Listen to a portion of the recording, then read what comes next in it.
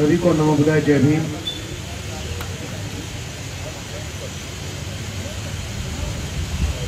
हम लोग 10-12 दिन से आंदोलनरत हैं, तो एक बात तो सबको समझ आ जानी चाहिए, केवल धरने प्रदर्शन से हम अगर समझते हैं हमें न्याय मिल जाएगा तो वो मिलने वाला नहीं है। जैसा भानु भाई बता रहे थे, सबसे बड़ी ताकत हमारे पास हमारी जनसंख्या है। हम अपने लोगों को, बहुजन लोगों को, एससी, एसटी, ओबीसी, माइनॉरिटी के लोग, जिनका भारत में हर क्षेत्र में शोषण हो रहा है, चाहे वो आर्थिक क्षेत्र हो, चाहे सामाजिक क्षेत्र हो, चाहे सांस्कृतिक क्षेत्र हो, चाहे शैक्षणिक क्षेत्र हो, चाहे औद्योगिक क्षेत्र हो, हर क्षेत्र में शोषण हो रहा है। तो शोषण हो क्यों रहा है? हम अगर बीमारी का इलाज करना चाहते हैं, मुझे ये लगता है कि पहले बीमारी के कारण को जानना जरूरी है। बीमारी के कारण को जाने बिना इलाज करेंगे तो इलाज नहीं होगा। जैसे भानु भाई कुछ बोल रहे थे, आपने अगर ध्यान से सुना, मैं याद दिलाना चाहता हूं आपको, अभी बोला जाती जरूरी नहीं है कि वो एजुकेशन को इतना महंगा कर रहे हैं, यूनिवर्सिटीज को कैटेगराइज कर रहे हैं, यूनिवर्सिटीज को अपना खर्चा भविष्य में खुद उठाना पड़ेगा। खुद उठाने का मतलब है बच्चे को उठाना पड़ेगा। तो अगर सरकारें पहले यूनिवर्सिटी सरकार के खर्चे पे चला सकती थी, अगर पहले प्राइवेट स्कूल नहीं होते थे, सारे सरकारी होते थे, तो सरकारी स्कूलों में बहुत अच्छी पढ़ाई होती थी, तो सरकारी स्कूलों को कमजोर करके प्राइवेट खोलने का सिस्टम क्यों शुरू हुआ? कॉलेजों की पढ़ाई हम लोग तो दिल्ली यूनिवर्सिटी से पढ़े, मैं यही रामदास कॉलेज से मैंने ग्रेजुएशन किया, कैंपस लॉ सेंटर से लॉ किया, इंडियन लॉ इंस्टीट्यूट से लेबर लॉ स्पेशलाइजेशन किया, इग्नू से post graduate diploma human resource management किया, फिर यहाँ एलएलएम का प्रेसिडेंट रहा दिल्ली यूनिवर्सिटी में। 55 से लेके और एलएलएम के एडमिशन लेने तक का टोटल मैंने कितने खर्च जोड़ा, तो लगभग 8,000 रुपया प्राइमरी से लेके और एलएलएम में एडमिशन लेने तक का टोटल खर्चा लगभग 8,000 रुपया। और आज आप देख लीजिए कि पूरे हालात ही बदल गए। पहले मेडिकल में भी, इंजीनियरिंग में भी, लॉ में भी एडमिशन मेरिट के आधार पर होता था, जो आपके 12वीं में नंबर आते थे, कोई रिटन टेस्ट नहीं होता था। तो ये रिटन टेस्ट क्यों आया? और चलो आ भी गया, कोई बात नहीं, जो बच्चा 11वीं 12वीं में पढ़ रहा है, अगर उसमें से ही वो कोर्स आ जाए तो रिटन टेस्ट होता तो भी कोई दिक्कत नहीं है। लेकिन उसमें आधा आ रहा है वो जो आपने 11वीं 12वीं में पढ़ा है, आधा कहीं और से आ रहा है, तो इसको आप न्याय तो नहीं कह सकते। इसका मतलब जो बच्चे कोचिंग का खर्चा नहीं उठा सकते, ये ऐसे लोगों को, यानी उसमें कौन होंगे जो कोचिंग का खर्चा नहीं उठा सकते? 99% ऐसे बच्चे एससी, एसटी, ओबीसी और माइनॉरिटीज के होंगे। यानी कोचिंग का सिस्टम लाया इसलिए गया ताकि कोचिंग का खर्च जो नहीं उठा पाएंगे वो पढ़ाई से दूर हो जाएंगे। और कर्ज वगैरह करके कोचिंग करवा भी दोगे, अब उसको एग्जाम वो पास कर लेता है, इंजीनियरिंग, मेडिकल में, लॉ में, कहीं भी उसको एडमिशन होता है, तो उसको कई लाख रुपए हर साल चाहिए। एससी, एसटी, ओबीसी, माइनॉरिटी के 99% लोग वो पैसे का इंतजाम नहीं कर सकते। तो जो भानु जी कह रहे थे, मैं उस दिशा में ला रहा हूँ आपको। वो कह रहे थे कि किस तरह पढ़ाई का खर्च महंगा करके पढ़ाई छीनी जा रही है। तो सवाल ये पैदा होता है, पढ़ाई महंगी क्यों की जा रही है? हमारे बच्चों से पढ़ाई क्यों छीनी जा रही है? अगर इस चीज को जानना है तो आपको ये समझना पड़ेगा कि उन लोगों को सवाल करना पसंद नहीं है। वो लोग हजारों साल से हमारा उत्पीड़न करते आए हैं। देश के जल, जंगल, जमीन, सारे संसाधनों पे उनका कब्जा, वही मालिक है। हमने कभी सवाल पैदा नहीं किया कि जल, जंगल, जमीन क्या कोई अपनी माँ के पेट से लेकर पैदा हुआ है, कि वही लोग सारे जल, जंगल, जमीन के मालिक हैं? क्या ये सवाल पैदा नहीं होता है कि उसमें हमारा हिस्सा कहाँ है, हम मालिक क्यों नहीं है? तो चूंकि हजारों साल तक सवाल पूछने ही नहीं दिया, और पूछा क्यों नहीं? क्योंकि आपको पढ़ने नहीं दिया, ना आपको पढ़ने नहीं दिया, ना तो पढ़ने दिया आपको, नहीं आपको व्यापार करने दिया, ना आपको संपत्ति रखने दिया। लेकिन डॉक्टर बाबा साहेब अम्बेडकर जी ने जैसे ही आपका पढ़ने का रास्ता खोला, जैसे रिजर्वेशन से आपकी नौकरी का रास्ता खोला, पढ़ने से आपको ज्ञान आ गया, पढ़ने से आपको अच्छे और बुरे का अंतर करना आ गया, और जब आपको पढ़ने से ज्ञान आ गया, अच्छे बुरे का अंतर करना आ गया, तो फिर आपने सवाल करना शुरू कर दिया। तो ये जो सत्ता में बैठे लोग हैं, या ये कह लीजिए जो जिनका देश के सारे संसाधनों पे कब्जा है, उन लोगों को आपको सवाल पूछना पसंद नहीं है। उनको ये तकलीफ पैदा हो गई कि ये लोग जो हजारों साल से गूंगे बहरे बेजुबान थे, ये सवाल क्यों करने लगे? इनके पास सवाल पूछने की आदत, ये ताकत कहां से आ गई? तो उनको समझ आया ये ताकत इनको पढ़ने से आई है। नौकरी थोड़ी मोटी लगी तो उससे घर में पैसा आने लगा, तो पैसे से भी ताकत आई है। तो पढ़ने से और पैसे से, नौकरी से उनको बोलने की ताकत आई है, इसीलिए वो सवाल करने लगे हैं। और सवाल करते करते ये भी करने लगे कि सारे ऊंचे पदों पे तुम्हारे कब्जा क्यों है, संख्या हमारी ज्यादा, लेकिन सत्ता में तुम्हें क्यों हो? तो एक आंदोलन चला, चाहे वो कर्पूरी ठाकुर जी हो, चाहे रामस्वरूप वर्मा हो, चाहे जगदेव बाबू कुशवाहा हो, चाहे ललित सिंह यादव हो, चाहे उसके पीछे बाद में आए तो फिर कांसीराम साहब हो, लालू प्रसाद यादव हो, मुलायम सिंह जी हो, या कोई और हो, स्टालिन हो। उनको ये तकलीफ हो गई, पहले तो इन सारी कुर्सियों पे हमारा ही कब्जा होता था। जब से इनको पढ़ने लिखने का मौका मिल गया, जब से ये नौकरी में आने लगे, जब से इनको ज्ञान मिल गया, तब से केवल बोलने की ताकत नहीं आई है, तब से इन्होंने सत्ता में भी भागीदारी कर ली है, बड़ी बड़ी कुर्सियों पर आने लगे हैं, और ज्यादातर प्रदेशों में ओबीसी के मुख्यमंत्री बनने लगे हैं। तो ये तकलीफ उनको क्यों पैदा हो रही है, उस कारण को तो समझ लो। उस तकलीफ से वो निजात पाना चाहते हैं। वो जो सारी कुर्सियों पे उन्हीं का कब्जा रहता था, वो कुर्सियों को जाने का गम उनको बार बार कहता है कि तुमने इन्हें पढ़ने का मौका क्यों दे दिया, इनको नौकरी में आने का मौका क्यों दे दिया। पढ़ने से, नौकरी से इनमें ताकत आ गई, बोलने लगे, और धीरे धीरे पढ़ लिख के अपने अधिकार के बारे में जानने लगे, और तो और अब ये हुक्मरान बनने लगे। तो दलित पिछड़े आदिवासी अगर ये हुक्मरान बनेंगे, तो जो हमारा हजारों साल से देश के सारे संसाधनों पर वर्चस्व है, हम उसको कैसे बना के बरकरार रख पाएंगे? ये तकलीफ उनके मन में थी। तो उन्होंने सोचा कि फिर जिस कारण से इनके पास बोलने की ताकत आई है, जिस कारण से ये लोग ताकतवर बने हैं, जिस कारण से ये लोग सत्ता में आने लगे हैं, उस कारण को ही खत्म कर दो।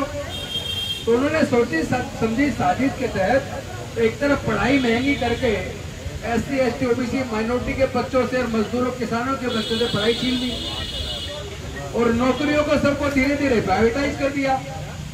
देश के सारे संसाधन प्राइवेट हाथों में बेच दिए। तो जो प्राइवेट हो गया, वहां आपका रिजर्वेशन खत्म, वहां आपकी नौकरी के रास्ते खत्म। बल्कि हालात याद रखें, आपका बच्चा अगर गोल्ड मेडलिस्ट भी हो, आपका बच्चा ऋतु की तरह PhD किए हुए हो, उसके बाद भी अगर इंटरव्यू देने जाएगा तो इंटरव्यू बोर्ड में जो लोग बैठे हैं, जो कंपनी के मालिक हैं, वो पूछेंगे आपका नाम क्या है। अब आप अपना नाम बताएंगे अनिल कुमार, चलो भानु प्रताप सिंह में तो कंफ्यूज हो सकते हैं, पर राजेंद्र पाल कौन है भाई?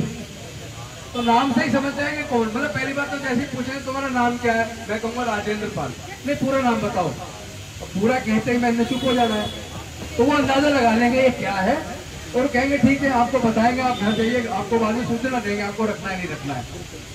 लेकिन अगर आपने कहा मेरा नाम फलाना मिश्रा है, मेरा नाम फलाना पांडे, दुबे, चौबे, त्रिवेदी, तो समझ लो आपका पहले 50% तो नंबर आपको उसी के मिल गए।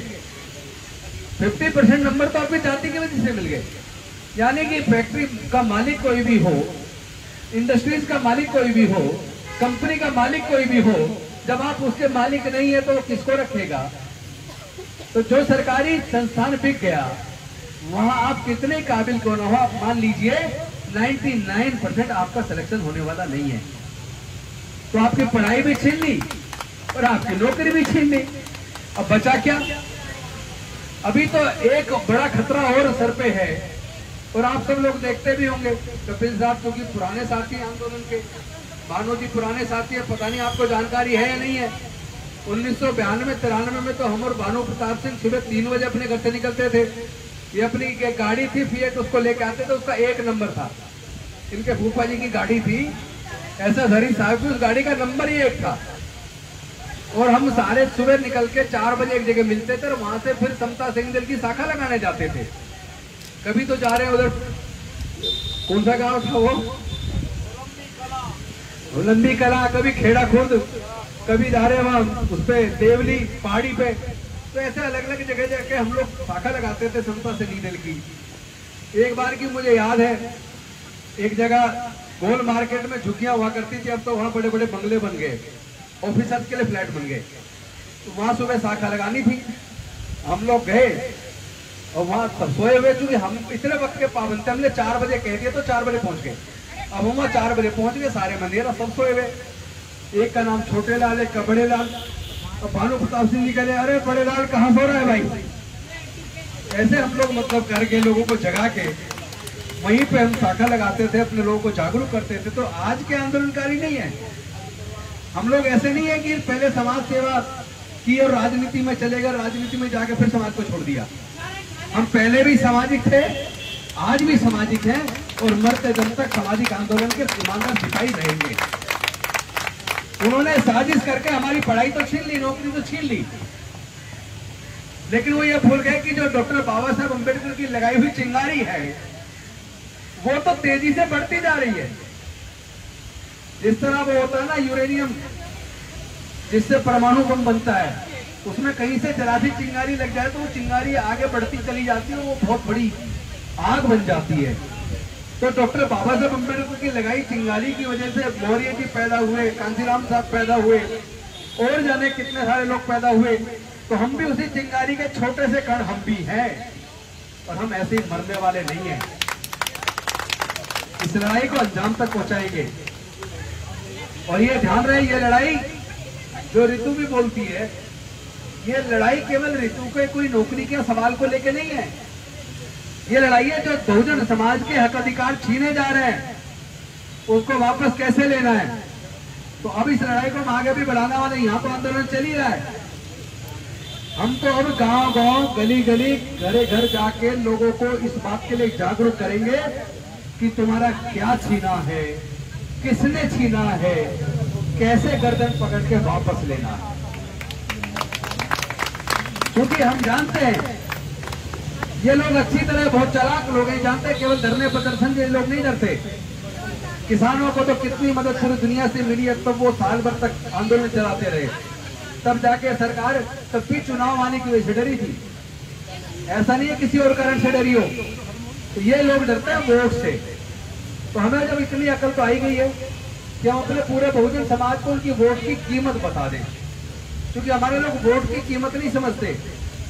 जब ये संविधान सभा में चर्चा हो रही थी कि अब वोट किसको वोट का अधिकार देना, अंग्रेज जाने वाले, अपनी सरकार चुनी है, तो आप पे जानकर ताजुब होगा 1935 के अधिनियम से पहले जब वोट पे चर्चा हुई थी, जब डॉक्टर बाबा साहब अम्बेडकर ने 3 राउंड टेबल कॉन्फ्रेंस के माध्यम से अंग्रेज सरकार को कन्विंस किया था कि रिप्रेजेंटेशन केवल माइनॉरिटीज को नहीं, SC ST को भी रिप्रेजेंटेशन चाहिए, और उस बात को अंग्रेज सरकार ने मान लिया था। उसके बाद जब वोट पे चर्चा हुई कि वोट किसको मिलना चाहिए, आपको जान के ताजुब होगा उस वक्त की सरकार और खासतौर पर कांग्रेस, क्योंकि एक ही पार्टी थी पूरे देश में जो इस आंदोलन को लेकर चल रही थी, वो थी कांग्रेस।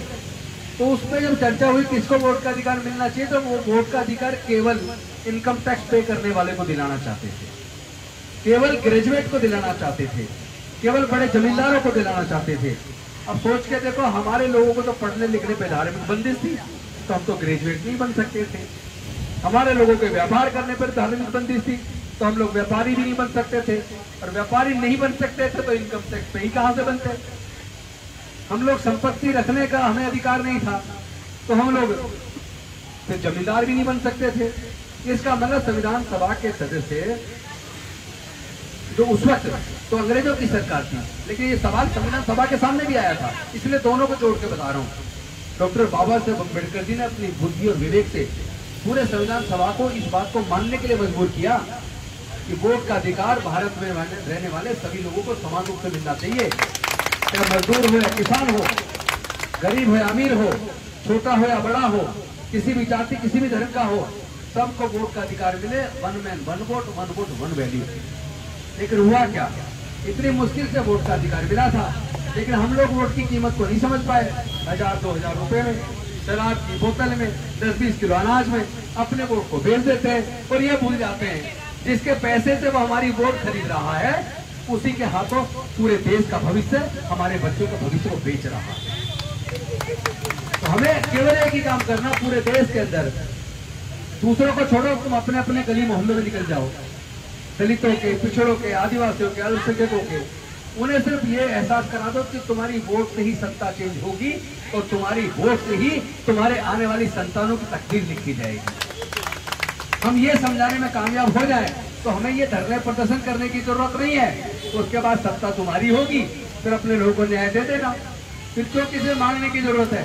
और इसीलिए तो कांशीराम साहब कहते थे, मांगने वाले नहीं देने वाले बनो। तो अब देने वाले ही बनना है, अपना हक छीन लेंगे इनसे। ज्यादा टाइम दूर की बात नहीं है, अपना हौसला खोने की जरूरत नहीं है। लड़ाई काफी आगे बढ़ चुकी है। पहले इसी लड़ाई को जब हम लोग लड़ा करते थे, हम बता रहे कम से कम अब से 30 साल पहले की बात, डीसी कपिल साहब अध्यक्ष होते थे दिल्ली प्रदेश के कन्फेडरेशन के, और हम लोग समता सैनिक दल में मैं और भानु प्रताप सिंह जी हम लोग काम करते थे। उस जमाने में देखे तो केवल दलित लोग आंदोलन में थे। आज तो इतनी बड़ी सफलता है, ओबीसी भी आंदोलन में आ गया, आदिवासी भी आ गया, माइनॉरिटी भी आ गया। तो इतनी लंबी मेहनत के बाद कम से कम इतने कामयाब तो हो गए कि अब केवल एसटी लड़ाई नहीं लड़ रहा है। अब अम्बेडकरवादी केवल एसटी नहीं है, आज एससी, एसटी, ओबीसी, माइनॉरिटी सब लोग अम्बेडकरवादी हैं, क्योंकि सब लोग जान गए भारत में 2 विचारधाराओं के बीच में लड़ाई है, एक अम्बेडकरवाद, एक मनुवाद। एक न्याय पे आधारित है, एक अन्याय पे आधारित है, एक समता पे आधारित है, एक विषमता पर आधारित है। तो समतावादी लोग, अम्बेडकरवादी लोग, मानवतावादी लोग एकजुट हो गए और अभी तो शुरुआत है। अभी तो हम 10-15% एकजुट हुए, हमें तो पूरा जितना भी हमारा हिस्सा है वो सबको एकजुट करके इतनी ताकत बना देनी है कि फिर हमें किसी से अपना अधिकार मांगना नहीं पड़ेगा, हमें धरने प्रदर्शन करने की जरूरत नहीं पड़ेगी, हम अपना अधिकार अपने आप ले लेंगे। बहुत बहुत धन्यवाद। जय भीम, जय भारत।